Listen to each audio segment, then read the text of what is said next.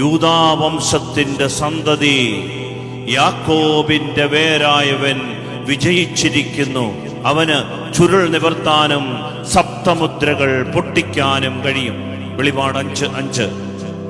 എന്നിട്ട് ഇങ്ങനെ കുറിച്ചു വെച്ചു, ഈ ക്രൂശിത രൂപത്തിൽ അവൻ കാണുന്ന കാഴ്ച ഇതാ, സിംഹാസനത്തിന്റെയും 4 ജീവികളുടെയും മധ്യേ ശ്രേഷ്ഠന്മാരുടെ നടുവിൽ കൊല്ലപ്പെട്ടതായി തോന്നുന്ന ഒരു കുഞ്ഞാട് നിൽക്കുന്നു.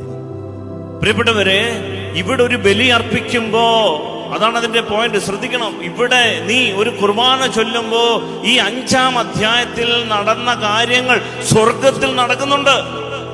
സിംഹാസനത്തിന്റെ മുൻപിൽ എഴുന്നേറ്റ് നിൽക്കുന്ന കൊല്ലപ്പെട്ട ഒരു കുഞ്ഞാട്, ശ്രേഷ്ഠന്മാർ ആരാധിക്കുന്ന ഒരു കുഞ്ഞാട് സ്വർഗത്തിൽ ഉണ്ട്. ഇതാണ് രഹസ്യം.